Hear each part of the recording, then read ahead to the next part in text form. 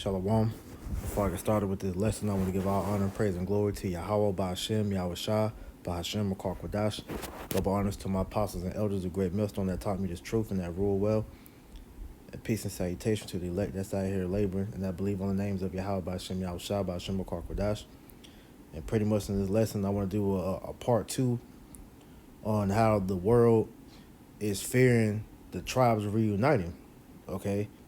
Now, as I was going into, all right, the world is afraid for Israel to, come back in one accord because they know that we're going to establish, that government back in the world like we did during the time of King David and King Solomon, all right? And this is why they have so much, propaganda and, I mentioned the infrastructure earlier, to keep the tribes, pretty much divided. But at the end of the day, man, the Most High is sealing up the breaches that, have separated Israel. This is why when I read Amos 9 and 11, I'll read it again. It says, "In that day will I raise up the tabernacle of David that is fallen, and close up the breaches thereof, and I will raise up his ruins, and I will build it as in the day of old." Right. And those breaches go into the different, schisms or divisions. All right, they're being covered up, man, because the tribes are coming back together. Because when you go back into the kingdom, during King David, okay, and that was passed on to King Solomon, all right, the tribes were one.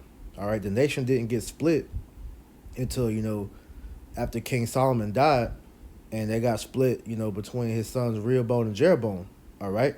But as in the days of old, man, Israel was, one kingdom, and that's what the Lord is ultimately bringing back. This is why you're seeing, the northern kingdom and the southern kingdom, coming back and teaching together, man, all right? Because we're realizing that we're the same people, man, all right? Because they're the same issues that the so-called black man faces, all right? The same thing the so-called, Latinos and Native Americans face also, man, all right? Because we're all under the curses, which proves, once again, that we are the same people, all right? This is Jeremiah 50 and 33. "Thus saith the Lord of hosts, the children of Israel and the children of Judah were oppressed together, and all that took them captives held them fast. They refused to let them go." Right, and that's what you're seeing, man, okay? Because, as I mentioned, man, hey, we all suffer from the same curse, and we all have the same enemy, all right? I have a meme in my phone, which was heavy, because when you go into the problems that the so-called black man, the so-called Latino, and the so-called Native Americans face, all right, it all is predicated on the same enemies, which Esau, Edom being the main enemy, all right? And that meme, it says, we all have the same enemy. The so-called black man, it says, my people was stolen by the same enemy. The so-called Native Americans, it says, my land was stolen by the same enemy. And the so-called Latinos, my people were exploited by the same enemy, all right? Which all be the so-called white man, all right? So that's proof to show you that we're all oppressed together here in America, Babylon the Great, because we all suffer from the same, the same thing. We all go through baby mama trauma, all right? We all have that evil eye towards our brother, all right? Daddy issues, all right? We enter in the world poor, we leave out poor. Man, Deuteronomy 28 applies to all. All right, all the nations, man. It's like all the tribes, man. Okay, slip of the tongue. All right, and I actually want to get that real quick.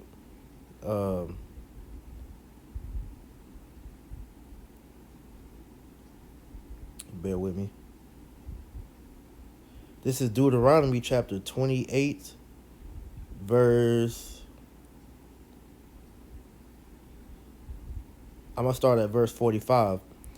Deuteronomy 28 and 45, it says, "Moreover, all these curses shall come upon thee, and they shall pursue thee and overtake thee till thou be destroyed, because thou hearkenest not unto the voice of the Lord thy power, to keep his commandments and his statutes which he commanded thee, and they shall be upon thee for a sign and for a wonder, and upon thy seed forever." Right. because Yahweh Shem Yahushua, warned us, in this chapter, starting at verse 50, it's like starting at verse 15, all right. It will befall us if we disobey Yahweh Shem Yahushua's law, statute, commandments, and all from 15 down to 68, all apply to us to this day. And as it says, it's a sign and a wonder to show you who the Israelites are in this time now, man. All right, and Esau and the nations have exploited that to the T. All right, and they don't feel a lick of sorrow for it, because at the end of the day, especially Esau, man, he profits off of us, being in this downtrodden state, to the point to where now that we are reclaiming our heritage, they no longer recognize us as being the children of the Most High, man. All right. This is the Book of Lamentations 2 and 15. It says, all that pass by clap their hands at thee. They hiss and wag their head at the daughter of Jerusalem, saying, is this the city that men call the perfection of beauty, the joy of the whole earth? Right, because when you see the so-called Negro, Latino, Native Americans, all right, the man and the woman, they both are a disgrace, to how we used to be, man. All right, because here it goes. We went from being a noble people to, like it tells you in Jeremiah, I believe that's 2. That's right. Let me get that real quick.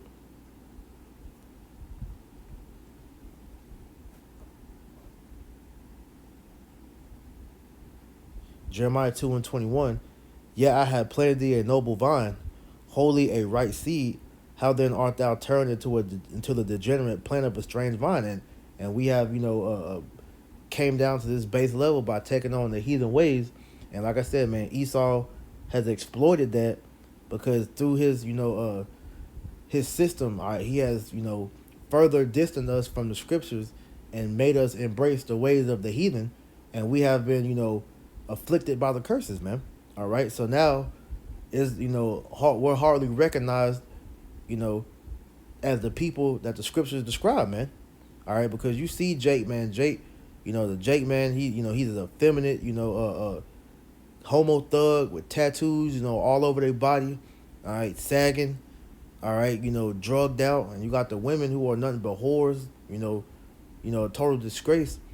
All right, masculine as hell. All right, this is the furthest thing from what you would read about as the Israelites, man, who were looked at as the perfection of beauty, man. Verse 16, all thine enemies have opened their mouth against thee. They hiss and gnash the teeth. They say, we have swallowed her up.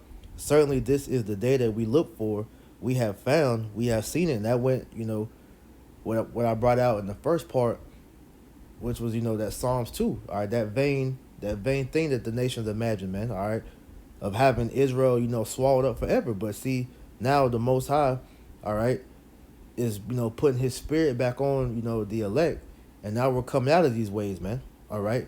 We're no longer, leaning on the heathen, especially Esau, Edom, to, tell us who we are, man, or to tell us, anything at that fact, man.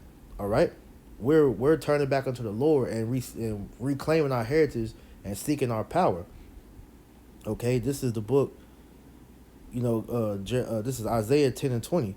It says, and it shall come to pass in that day that the remnant of Israel and such as are escaped of the house of Jacob shall no more again stay upon him that smote them. And that's going into the elect. That's turning back, to the Most High and his son, all right?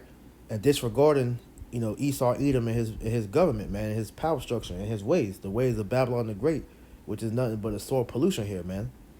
It says, but shall stay upon the Lord, the Holy One of Israel, in truth, right? Because now we're turning back to our ancient ways and seeking, the ways of our ancestors, and learning about how they serve the Lord, so that we can, reconnect with our power. And these heathens see that, man. This is why they're coming down, trying to stifle this truth and ultimately, try to, stop the elect from waking up. All right. Verse 21, the remnant shall return, even the remnant of Jacob, unto the mighty power. For though thy people Israel be as the sand of the sea, yet a remnant of them shall return. The consumption decreed shall overflow with righteousness. And this is what we are witnessing, man. All right. Hey, Israel is pretty much, a repentant, man, because the word is going out. Okay. And these nations are afraid. All right, because they know that great army is rising up, and the Lord is about to, raise up His men to take down Esau. Because as we know, man, the Lord is going to use, Israel, as His battle axe, as it tells you in Jeremiah 51:20, to bring the nations down, man. We're going to contribute to destroying Esau, and we're going to, put you heathen in line, man. All right, because once the Israelites come together, all right, we're an unstoppable force. This is why Esau has put all this money to keep us separated, man. All right. Isaiah 11:13. It says, "The envy also of Ephraim shall depart, and the adversaries of Judah shall be cut off.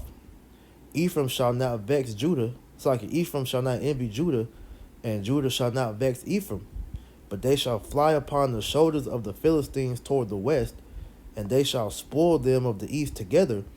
They shall lay their hand upon Moab of Edom and Moab, and the children of Ammon shall obey them. Right, because we're going to put that authority back in the earth of why you nations should fear the house of Israel, man.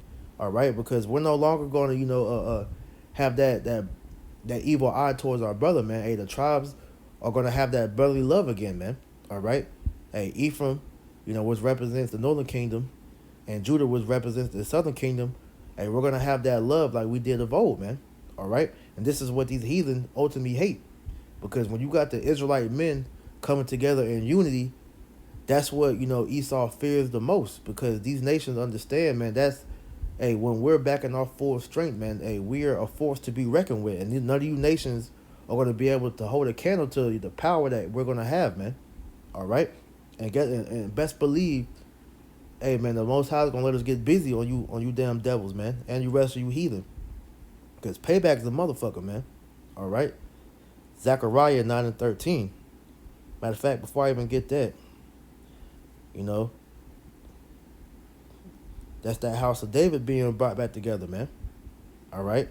I'm going to read this one more time. Amos 9:11. "In that day will I raise up the tabernacle of David that is fallen, and close up the breaches thereof, and I will raise up his ruins, and I will build it as in the days of old, that they may possess the remnant of Edom and all the heathen which are called by my name, saith the Lord that doeth this right." And this is why these heathen are afraid, because we're gonna put a foot up your ass, man. All right, for all the atrocity that you have done unto all the tribes, man. All right, not just the so-called black men. All right, because you got Judah that'll take pride of, we was on the slave ships and da da da, but forgetting, hey, the northern kingdom actually, encountered Esau first. They were actually the first ones to get put on the boats, man. All right, how you think they got to all them different islands, man? All right, Puerto Rico, Haiti, Dominican Republic, these different islands or whatever, because they were on them boats first, man. But hey, at the end of the day, the Lord is going to close up those differences, all right? And together we're going to rule the heathen, all right? And we're going to possess Esau and the other nations as slaves, all right? And bring them back unto the land of Israel, and begin that slave trade, man, all right? Because the nations have to pay for what they've done. But before that happens, man, the Most High has to bring back the nations together. That's like the nation of Israel together, all right? And that's going to happen whenever He returns and beams up all the elect, into the chariot. And then once we come down, off the chariot, like it tells you in Revelation 21, all right, then we're going to start, going throughout the world, beginning that new that real new world order, man. All right, rounding you devils up into slavery, all right, putting chains upon you elites and you other nations, all right, and bringing you back to the nation, to the land of Israel, to go ahead and have you heathens start building up our kingdom. All right, Isaiah 14:1. "For the Lord will have mercy on Jacob, and will yet choose Israel, and set them in their own land, and the strangers shall be joined with them, and they shall cleave unto the house of Jacob." All right, and the strangers going into the Israelite foreigners that are scattered all throughout the four corners, because every member of the elect ain't gonna look like a typical so-called Negro, Latino, Native Americans, all right, because Israel has been scattered throughout the four corners of the earth. So you're gonna have Israelites from different nations, all right. They may look like a Moabite or a Edomite, Elamite, a Hamite or whatever, but that's all still going to be Israelites because they have the spirit of an Israelite, man. All right, and the proof of that, real quick.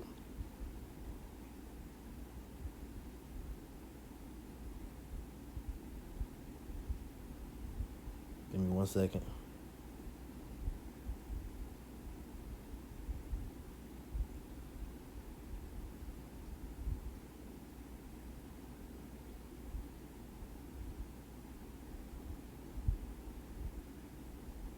All right, this is the book of Revelation, chapter 5,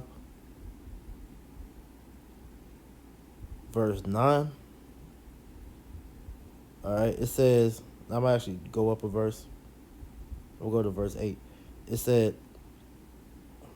and we had taken the book, the 4 beasts and the 24 elders fell down before the Lamb, having every one of them harps and golden vials full of odors, which are the prayers of the saints.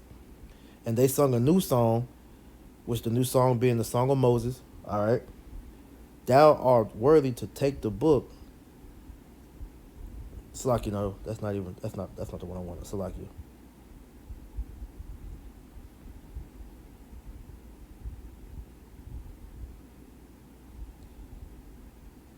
Revelation 14.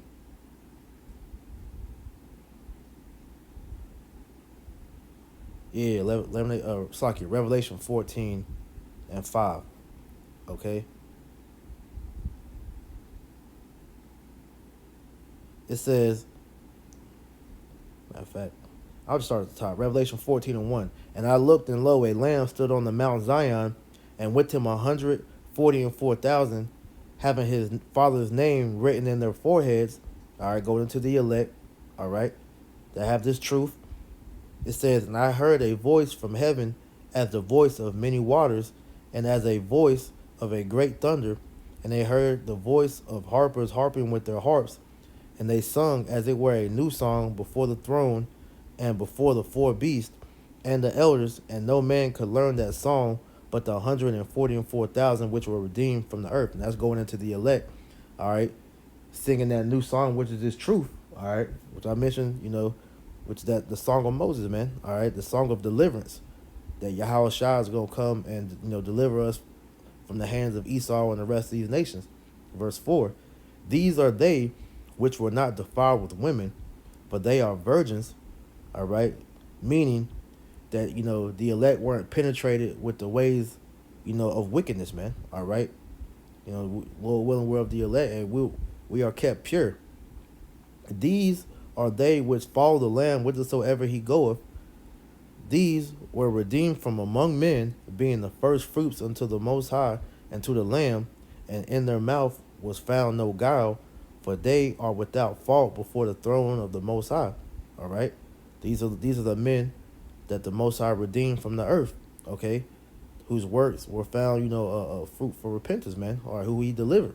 Okay, and I saw another angel fly in the midst of heaven, having the everlasting gospel to preach unto them that dwell on the earth, to every nation and kindred and tongue and people, saying with a loud voice, fear the Most High and give glory to him, for the hour of his judgment is come, and worship him that made heaven and earth and the sea and the fountains of water. All right.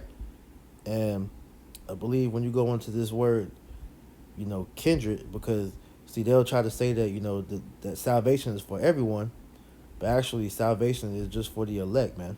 Okay. Yeah. And this word kindred goes into the Greek word phile, which means, when you go into definition 1a, it says in the New Testament, all the persons descending from one of the 12 sons of the patriarch Jacob, which shows you that that's going into the elect that have, that has been scattered throughout the 4 corners, that's going to be delivered. All right. So those are the strangers that it's talking about back in here in Revelation 14. So jumping back, Revelation 14 and 2, and the people shall take them, and the people being Israel, it says, and the people shall take them and bring them to their place, and the house of Israel shall possess them in the land for servants and handmaids, and they shall take them captives, who captives they were, and they shall rule over their oppressors, right? Because see, when we get, when we get that power, all right, we're gonna take these nations and put them in slavery, all right, and they're gonna serve us, all right, for the rest of eternity, man, all right, because for that first 1,000 years, all right, these nations are gonna build up the kingdom of heaven, man, all right, and then after 1,000 years, all right, the nation of Israel is still gonna be, in that ruler position, but we're gonna give you nations outside of Esau, Edom, your lands back, and you nations are gonna be tributaries unto us, man. All right, but the nation of Edom, his judgment, all right, is to be destroyed, man. All right, and let me get that.